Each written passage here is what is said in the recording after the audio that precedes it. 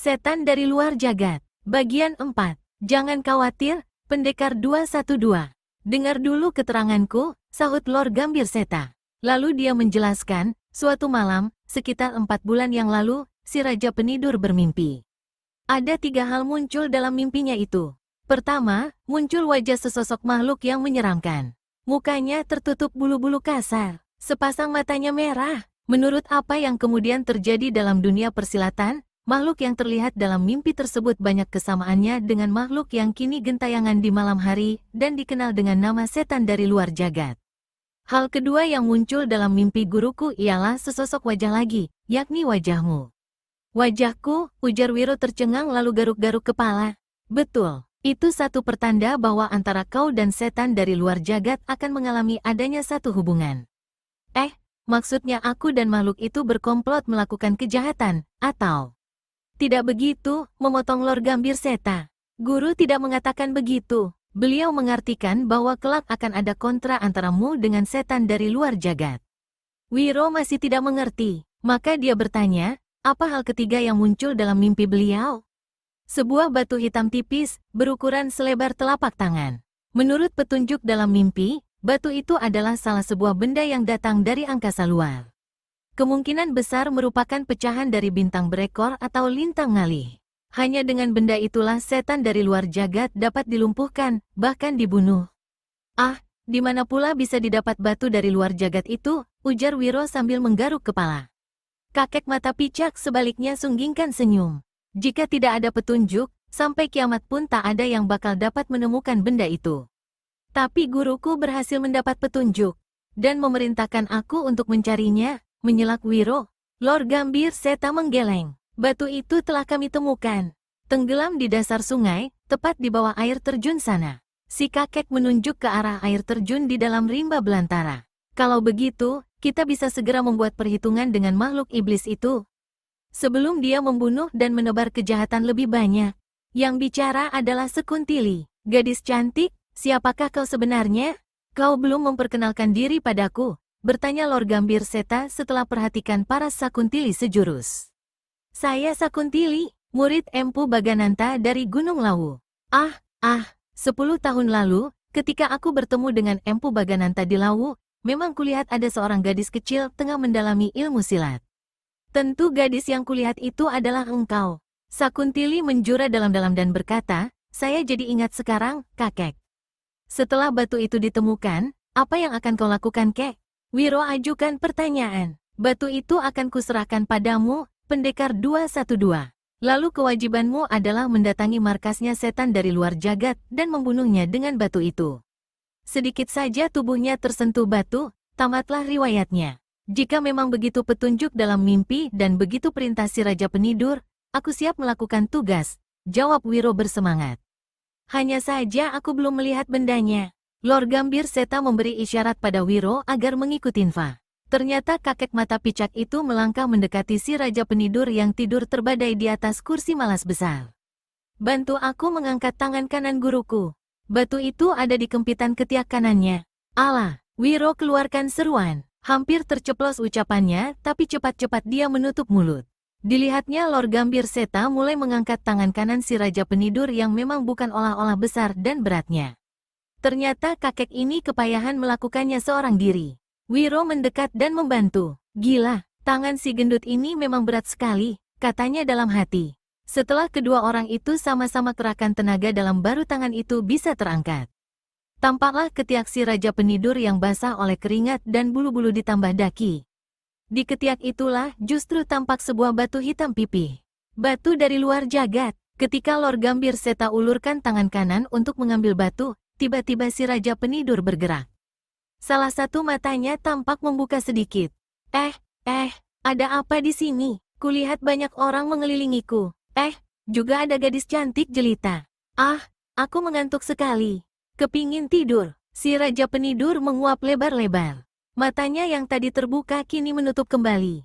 Lalu terdengar kembali suara dengurnya seperti tadi. Tokoh nomor 1 dalam dunia persilatan ini kembali tidur pulas. Lord Gambir Seta memberi isyarat pada Wiro. Kedua orang itu kembali mengangkat tangan kanan si Raja Penidur sampai ketiaknya tersingkap. Kau yang mengambil batu itu, Wiro. Cepat lakukan, berkata Lord Gambir Seta.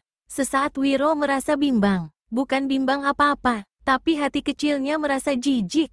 Batu hitam itu basah oleh keringat si Raja Penidur yang penuh daki. Dan ketiak itu sendiri menebar bau yang merontokkan bulu hidung. Ayo, cepat, teriak Lord Gambir Seta. Demi dunia persilatan, membatin Wiro. Tapi juga memaki dalam hati. Lalu dia ulurkan tangan kiri mengambil batu hitam di atas ketiak. Tangannya terasa basah, perutnya terasa menjadi mual.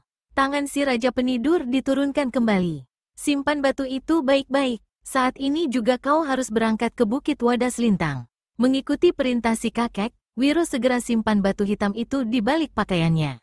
Saat itulah Aji Perdana mendekati Lord Gambir Seta dan berkata, "Guru, seharusnya batu hitam itu kau serahkan padaku. Sebagai murid, aku lebih layak melakukan tugas membunuh setan dari luar jagat daripada dia." Lord Gambir Seta terdiam sesaat sementara Wiro dan Sakuntili saling berpandangan. Si kakek tersenyum dan pegang pundak muridnya. "Aji, aku sangat menghargai baktimu sebagai murid. Tapi apa yang aku lakukan adalah sesuai dengan petunjuk yang didapat guruku, dan juga sesuai dengan perintahnya." Kata-kata yang setengah menjelaskan dan setengah membujuk dari sang guru ternyata tidak dapat diterima oleh Aji Perdana. Dengan muka asam pemuda ini membungkuk dan berkata, "Izinkan aku meninggalkan ruangan. Ada pekerjaan lain yang harus aku selesaikan." Abis berkata begitu Aji Perdana lantas tinggalkan tempat itu tanpa menoleh pada Wiro ataupun Sakuntili. Lord Gambir Seta tampak tidak enak. Agar kakek itu tidak merasa malu, Wiro cepat-cepat berkata, "Kek, batu dan pesan telah kuterima. Kami berdua mohon diri kecuali jika ada petunjuk lain. Makin cepat kalian pergi makin baik," menjawab Lord Gambir Seta. "Mohon disampaikan salam kami pada Raja Penidur." Lord Gambir Seta mengangguk mendengar ucapan Sakuntili. Sambil tersenyum dia berkata, "Guru sempat melihatmu tadi walaupun cuma sehentak. Di lain hari jika kau ada kesempatan, silahkan datang lagi kemari. Aku mempunyai firasat sebenarnya banyak hal yang ingin dikatakan beliau padamu." "Terima kasih, mudah-mudahan saya bisa datang lagi kemari," jawab Sakuntili pula. Lalu bersama-sama Wiro Sangdara tinggalkan ruangan itu. Lord Gambir Seta mengantarkan sampai di pintu batu berwarna putih. Ketika Wiro keluar dari dalam gubuk leyot dan baru beberapa puluh langkah berada di dalam hutan, mendadak tampak seseorang berpakaian putih berdiri di depan mereka. Jelas orang ini sengaja menunggu keduanya di tempat itu. Dan orangnya bukan lain adalah Aji Perdana, murid kakek mata picak Lord Gambir Seta. "Hendak apa pula pemuda brengsek ini menunggu kita di sini?" berbisik Sakuntili. "Tenang saja, biar aku yang menegur," balas berbisik Wiro. Begitu sampai di hadapan Aji Perdana, Wiro berhenti lalu siap untuk menegur. Tapi Aji Perdana membuka mulut lebih dahulu. "Aku ingin bicara," katanya. Suaranya agak meradang. "Ah, jika kau sengaja mencegat kami di sini dan mengatakan ingin bicara, pasti ada sesuatu yang penting," kata Wiro pula sambil menyeringai. "Hanya sayang kami tidak ada waktu. Celanamu masih basah oleh air kencing. Masih bau pesing. Sebaiknya kau pergi cebok dulu, ganti celana baru bicara dengan kami." Ya, aku tak tahan mencium bau pesingmu," menimpali Sakuntili. Paras Aji Perdana menjadi merah padam. Amarahnya yang tak terkendalikan membuat pemuda ini langsung hantamkan tinju kanannya. Yang diarahnya adalah muka Wiro. Kali ini pendekar 212 tidak mau memberi hati lagi. Dengan tangan kiri ditangkisnya pukulan Aji Perdana hingga pemuda ini terangkat 5 jengkal ke atas. Di saat yang sama, Wiro tusukkan 2 jari tangan kanannya ke perut si pemuda. Detik itu juga, Aji Perdana menjadi kaku tegang tak bisa bergerak. Tetapi perutnya terasa sakit memilin-milin seperti hendak buang air besar. Dari mulutnya keluar suara seperti orang kepedasan. Mukanya dan sekujur tubuhnya keringatan. Persis seperti orang yang berusaha menahan berak. Wiro tertawa lebar. Sambil tepuk-tepuk bahu Aji Perdana dia berkata, "Kalau kau memang mau berak, keluarkan saja. Jangan ditahan-tahan." Hahaha. Lalu Wiro berpaling pada Sakuntili yang juga tertawa geli. Wiro tarik lengan gadis ini. Keduanya tinggalkan tempat itu sambil terus tertawa-tawa. Jilid 8. Bukit Batu Wadas Lintang tampak angker di bawah siraman terik sinar matahari. "Sebelum kita naik ke puncak, kurasa aku harus menyerahkan separuh dari batu hitam ini padamu, Sakuntili," berkata pendekar 212. "Terlalu besar bahayanya jika tidak dipagari dengan benda dari luar jagat ini. Wiro keluarkan batu hitam pipih dari balik pakaiannya. Batu itu diletakkannya di atas sebuah batu besar. Dia kerahkan tenaga dalam ke tangan kanan lalu memukul dengan pinggiran tangan. Batu terbelah dua, hampir sama besar satu dengan lainnya. Setelah masing-masing berbekal sepotong batu, keduanya segera mendaki ke atas bukit. Ada sedikit perasaan tegang dalam diri Wiro. Tegang kalau batu hitam itu ternyata tidak mempunyai kekuatan apa-apa dalam menghadapi setan dari luar jagat yang telah disaksikannya sendiri kedahsyatannya. Sebaliknya, Sakuntili mendaki bukit dengan satu tekad, yakni untuk dapat membalas dendam. Walaupun ketika diculik setan dari luar jagat belum sempat melakukan sesuatu terhadap dirinya, tetapi seorang adik seperguruannya tewas di tangan makhluk dahsyat itu ketika berusaha menolongnya. Ada satu keanehan pada makhluk durjana itu, berkata Sakuntili. Dia tak pernah terlihat pada siang hari. Mungkin siang hari dipergunakannya untuk tidur atau bersamadi. Malam baru gentayangan mencari korban. Siang atau malam, sekali berada di tempat ini kita harus waspada, sahut Wiro pula. Menjelang rembang petang, kedua muda-mudi itu berhasil mencapai 2/3 dari ketinggian bukit. Saat itulah keduanya tiba-tiba mendengar suara tiupan seruling yang luar biasa. Tiupan seruling ini terasa mencucuk dan menyakitkan liang telinga. Wiro hentikan langkah dan pasang telinga tajam-tajam. Mari, katanya pada Sakuntili. Lalu setengah berlari mendaki ke puncak bukit. Semakin ke atas semakin keras suara tiupan seruling, dan semakin sakit telinga kedua orang itu. Di balik sebuah batu besar, Wiro berhenti dan memandang ke arah bawah. Hanya beberapa belas tombak di bawah sana nampak duduk seorang lelaki separuh baya berpakaian putih. Dialah yang meniup suling, dan yang dijadikannya suling bukan lain adalah kapak maut naga geni 212 milik Wiro. Aneh, kata Wiro. Seruling berbentuk kapak itu adalah milikku. Dirampas oleh setan dari luar jagat. Mengapa kini berada di tangan orang itu? Kau kenal padanya atau pernah melihatnya sebelumnya? Sakuntili. Sang dara yang ditanya gelengkan kepala. Aku harus merampas senjata mustika itu kembali, kata Wiro. Lalu keluar dari balik batu besar dan siap untuk mendatangi lelaki berpakaian putih yang duduk meniup kapak naga geni 212. Namun gerakan pendekar ini tertahan ketika tiba-tiba dari balik batu yang lain melompat keluar seorang kakek bermuka panjang cekung, berambut panjang berwarna kelabu. Pakaiannya hitam-hitam, sepasang matanya menyala. Wiro dan Sakuntili cepat-cepat berlindung kembali di balik batu. Aku pernah menemui orang tua aneh itu suatu malam di bukit ini. Dia tidak bisa bicara, lidahnya buntung. Kau kenal padanya? Tidak, melihat pun baru sekali ini. Tapi melihat bagaimana matanya membersitkan sinar merah seperti nyala bara, besar dugaan dia punya hubungan tertentu dengan setan dari luar jagat.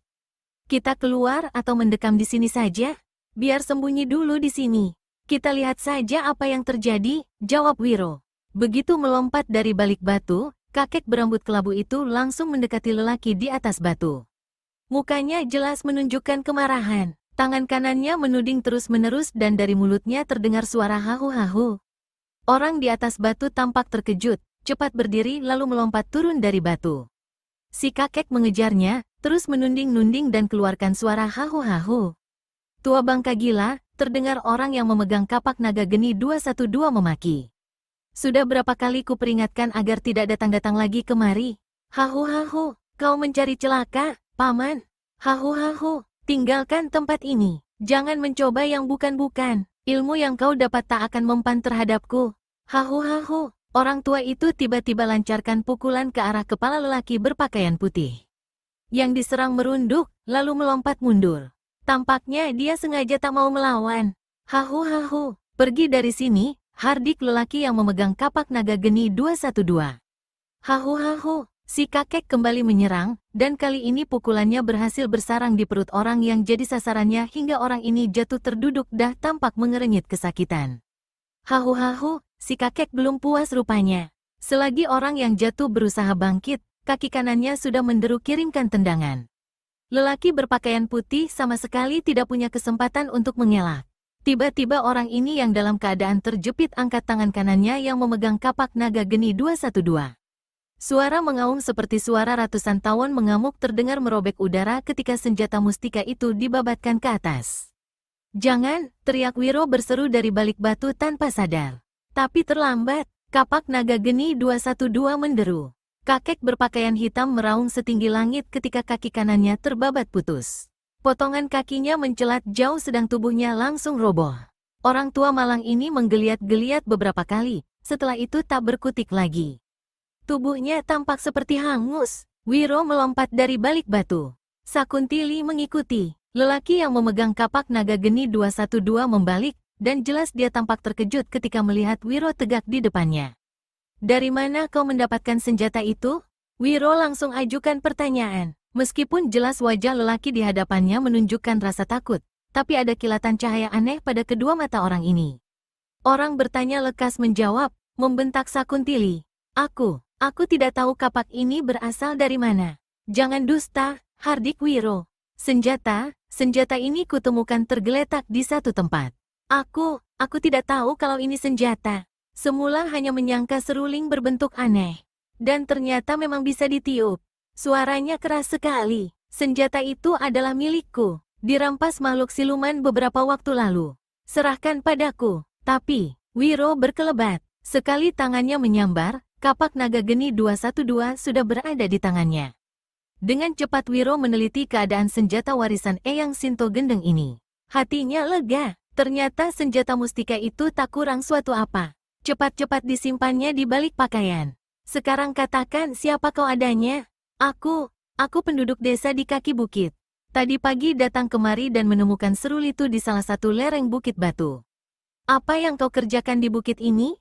Apa kau tidak tahu kalau tempat ini angker? Orang itu menggeleng. Kau belum menjawab apa yang kau kerjakan datang kemari. Aku petani musiman. Kalau musim kering seperti saat ini, aku lebih suka mencari binatang buruan daripada bercocok tanam. Ketika berada di lereng bukit sebelah sana, aku melihat ada sesuatu yang berkilau. Ketika aku naik ke sini, kutemui benda yang berkilau itu. Ternyata seruling tadi. Siapa namamu? Bertanya Sakuntili. Yang ditanya menatap sesaat sebelum menjawab.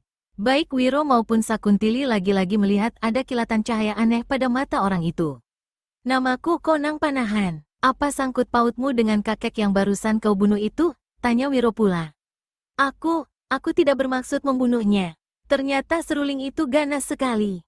Kakek itu muncul dan marah-marah padamu, lalu menyerangmu. Tentu ada silang sengketa di antara kalian. Dia pamanku, seorang guru silat di desa. Lalu mendapat satu ilmu aneh. Kedua matanya menjadi merah bersinar dan kekuatannya luar biasa. Tapi ilmu itu minta imbalan. Lidahnya harus dipotong. Sekarang apa yang akan kau lakukan di tempat ini? Aku tidak tahu. Orang tolol, maki Wiro. Panggul mayat pamanmu dan tinggalkan tempat ini. Aku akan melakukannya, jawab Kondang Panahan. Lagi-lagi ada kilatan sinar aneh di kedua matanya ketika dia melihat untuk terakhir kali pada Wiro dan Sakuntili sebelum meninggalkan tempat itu sambil memanggul mayat kakek berambut kelabu. Aku tidak percaya pada manusia satu itu, kata Sakuntili. Dia berdusta, sahut Wiro pula. Lalu memandang berkeliling. Malam masih cukup lama, kita harus mencari tempat yang baik untuk menunggu. Sebelumnya aku sudah mengetahui salah satu bagian dari bukit ini ketika diculik. Sebaiknya kita menunggu di sana. Ketika kau diculik, ujar Wiro sambil memegang lengan Sakuntili, setan dari luar jagat yang membawamu ke tempat itu. Kalau kita mendekam di sana, sama saja memasukkan diri sendiri ke dalam perangkap maut. Kita cari tempat yang lain, sahabatku yang cantik tapi pendek akal. Kau betul, menyahuti Sakuntili. Itu untungnya bersahabat dengan pendekar yang panjang akal. Tapi sekaligus juga panjang tangan. Maksudmu? Tanya Wiro. Kuperhatikan tanganmu tak bisa diam. Kalau tidak memegang pundakku, kau menyentuh lenganku. Rupanya kau ingin aku menyentuh bagian tubuhmu yang lain. Pendekar gendeng, kita bakal menghadapi bahaya besar. Dan kau masih saja bicara melantur di tempat angker ini. Jilid 9. Menunggu tenggelam matahari dan datangnya malam terasa lama sekali. Ketika akhirnya langit di sebelah timur tampak kuning kemerah-merahan tanda sang surya sudah menggelincir memasuki ufuk tenggelamnya, Sakuntili tampak agak tegang. Kau keluarkan keringat dingin, kata Wiro memperhatikan sang dara.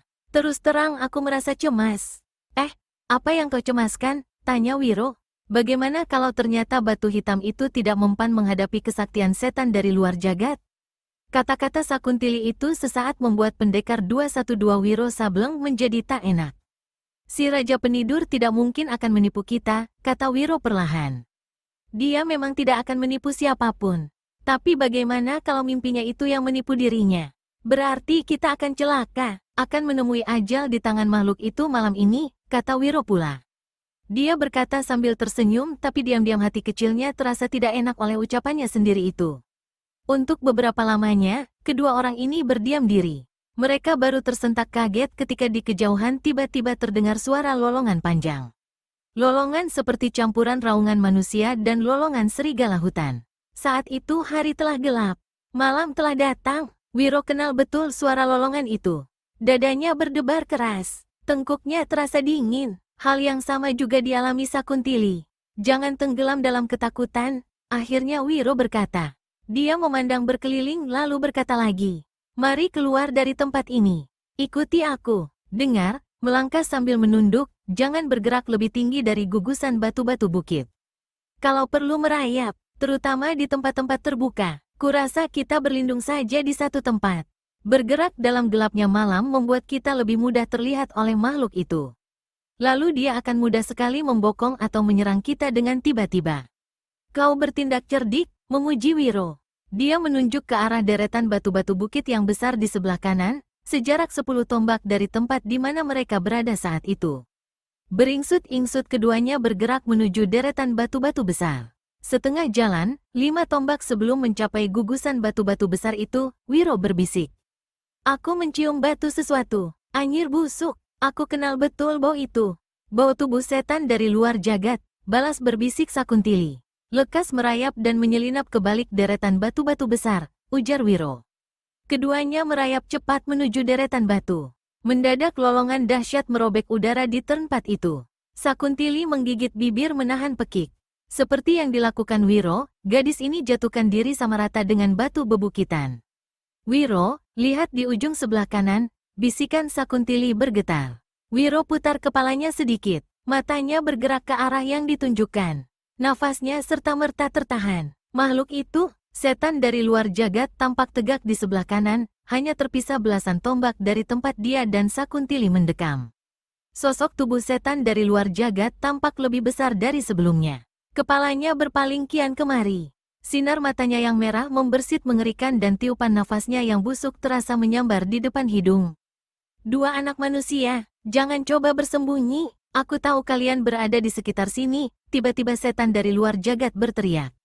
Suaranya membahana di seantero bukit batu. Lalu tampak tangan kanannya bergerak, menghantam ke arah deretan batu-batu besar kemana sebelumnya Wiro dan Sakuntili bermaksud berlindung. Terdengar suara seperti meledak-ledak. Deretan bebatuan itu hancur berantakan. Bangsat, jangan coba menipuku. Setan dari luar jagat marah karena ternyata di balik reruntuhan batu dia tidak menemukan kedua orang yang dicarinya. Wiro diam-diam siapkan pukulan sinar matahari di tangan kanan. Seluruh tenaga dalam yang dimilikinya dikerahkannya ke tangan itu. Kilau tangannya yang terselubung oleh sinar pukulan sakti menarik perhatian setan dari luar jagat. Makhluk ini menggereng. Saat itulah Wiro menghantam. Sinar putih menyilaukan menderu dalam gelapnya malam, menghantam dada setan dari luar jagat dengan tepat. Makhluk itu sesaat tergotai-gontai. Gila, memang tidak mempan. Benar-benar tidak mempan, ujar Wiro sewaktu melihat setan dari luar jagat usap-usap dadanya yang penuh bulu-bulu kasar seperti bulu landak. Kilatan pada kedua matanya tampak berkilau terang. Didahului oleh suara menggembor, makhluk ini meniup keras-keras. Bukit batu itu laksana dilanda badai. Wiro terpelanting 2 tombak ke kiri, Sakuntili tercampak ke kanan. Sebelum darah ini sempat berdiri, setan dari luar jagat membuat lompatan kilat dan tahu-tahu sudah berada di samping Sakuntili. Kau berani melarikan diri dariku, juga berani bergabung dengan pemuda itu. Kali ini jangan harap bisa lolos anak manusia. Kau akan jadi budak pemuas nafsu semalam suntuk sebelum kepalamu kupisahkan dengan badan. Setan dari luar jagat ulurkan kedua tangannya. Ternyata tangan itu panjang sekali. Satu kali bergerak saja setan dari luar jagat telah berhasil meraih dan menangkap pinggang Sakuntili. Gadis ini terpekik. Sakuntili, hantamkan batu hitam itu, teriak Wiro. Sebenarnya sejak tadi setan dari luar jagat berada di dekatnya, Sakuntili telah berusaha untuk mengeluarkan batu hitam pemberian Wiro. Celakanya, batu itu tak ada lagi di balik pinggangnya. ternyata terjatuh sewaktu tadi tubuhnya terpental oleh tiupan setan dari luar jagat. Bukek, bukek, bukek. Pukulan Sakuntili yang mengandung tenaga dalam tinggi berulang kali menghantam dada dan dagu setan dari luar jagat. Makhluk ini hanya ganda tertawa. Budak pemuas nafsu, budak pemuas nafsu, ujar setan dari luar jagat berulang kali sambil tertawa gelak-gelak. Saat itu, dia tidak lagi memperdulikan Wiro karena dia tahu apapun yang akan dilakukan oleh pemuda itu tak bakal membuatnya cedera. Namun, setan dari luar jagat jadi palingkan kepala ketika didengarnya teriakan Wiro. Makhluk iblis setan dari luar jagat. Lihat ini, lihat apa yang ada di tanganku. Wajah berbulu setan dari luar jagat mengernyit. Sepasang matanya bersinar lebih terang, namun tiba-tiba meredup. Ada suara menggereng dari tenggorokannya. Dia mundur satu langkah ketika Wiro datang mendekat sambil acungkan tangan kanan yang memegang potongan batu hitam pemberian Lord Gambir Seta murid si Raja Penidur. Jahanam, pergi kau, pergi. Setan dari luar jagat meniup ke arah Wiro. Angin sedahsyat badai kembali menderu di puncak bukit itu. Tetapi begitu menyentuh batu, tiba-tiba angin ini membalik kembali, menghantam ke arah setan dari luar jagat. Makhluk ini berteriak keras, masih mencekal tubuh Sakuntili dengan tangan kanannya, setan dari luar jagat melompat ke sebuah batu besar. Dari sini dia lepaskan satu pukulan yang membuat batu-batu besar di tempat itu hancur berantakan. Tapi seolah-olah terlindung oleh satu kekuatan yang tidak kelihatan, Wiro sama sekali tidak mendapat cedera, hanya tegak tergotai-gontai beberapa saat. Sementara itu di depan sana kembali setan dari luar jagat berteriak seperti kesakitan sewaktu sebagian dari angin pukulannya berbalik menghantam dirinya sendiri. Sadar kalau makhluk menyeramkan itu ketakutan melihat potongan batu yang ada di tanya kanannya, Wiro merangsak maju. Kalau kau berani mendekat, kubunuh gadis ini. Kubunuh, teriak setan dari luar jagat. Wiro bukannya mundur atau berhenti, malah melompat mendekat. Keparat, rasakan kematian ini. Setan dari luar jagat cengkeram leher Sakuntili dengan tangan kirinya. Sepasang mata sang dara terbelalak, lidahnya terjulur. Wiro lemparkan batu hitam di tangan kanannya dengan mengerahkan tenaga dalam. Batu itu melesat di udara, mengeluarkan suara berdesing, menebar, hawa dingin yang aneh. Tapi lebih aneh lagi, batu yang tadinya hitam itu, ketika melayang di udara tampak menjadi merah laksana terbakar dan pada bagian ekornya terbentuk cahaya terang seperti lidah api. Setan dari luar jagat keluarkan suara melolong dahsyat. Lintang ngalih, jeritnya ketakutan. Tangannya yang tadi siap untuk menghancur remukkan leher Sakuntili diangkat tinggi-tinggi guna menutupi kedua matanya. Makhluk ini seperti ketakutan setengah mati. Sementara tubuh Sakuntili terjatuh ke batu, setan dari luar jagat kembali keluarkan suara lolongan. Dia hendak melompat menghindari sambaran batu hitam bercahaya nyala api yang datang menyambar ke arahnya. Tapi kedua kakinya terasa berat. Sepasang tangannya yang ditutupkan ke wajahnya juga tak bisa digerakkan lagi seolah-olah menempel ke wajahnya. Setan dari luar jagat melolong sekali lagi. Sekali ini lolongannya terhenti di tengah jalan ketika batu hitam yang dilemparkan Wiro menghantam lehernya dan menancap amblas ke dalam tenggorokannya. Sosok tubuh tinggi besar setan dari luar jagat roboh bergedebuk ke atas batu, menggelepar-gelepar beberapa kali lalu diam tak berkutik. Dari tubuh itu kemudian menebar bau busuk sekali lalu ada kepulan asap membubung ke udara. Ketika kepulan asap lenyap, sosok tubuh setan dari luar jagat ikut lenyap. Di bekas tempatnya roboh, tampak tergelimpang sesosok tubuh lelaki berpakaian putih dalam keadaan menelungkup. Sesaat Wiro tidak perhatikan sosok tubuh itu karena dia mementingkan menolong Sakuntili lebih dulu. Ketika dia sadar apa yang terjadi maka cepat-cepat dia mendekati sosok tubuh yang terbujur. Aku seperti pernah melihat orang ini sebetulnya. Wiro, bukankah di? Wiro pergunakan ujung kakinya untuk membalikkan tubuh yang menelungkup. Begitu sosok tubuh ini tertelentang, Wiro dan Sakuntili sama-sama terkejut. Kondang panahan, desis Wiro. Dia rupanya, ujar Sakuntili. Tiba-tiba tubuh lelaki separuh baya bernama Kondang panahan itu melesat 1,5 tombak ke udara. Dari mulutnya terdengar suara lolongan panjang. Ketika jatuh kembali ke atas batu bukit, tubuh yang tadi tidak cedera apa-apa tahu-tahu kini berubah hitam, penuh luka-luka mengerikan mulai dari muka sampai ke kaki. Bau sangat busuk kembali menebar di tempat itu. Sakuntili seperti mau muntah dan cepat-cepat menutup hidung. Wiro meludah berulang kali. Sebelum muncul setan yang lain, mari tinggalkan tempat celaka ini, kata Wiro.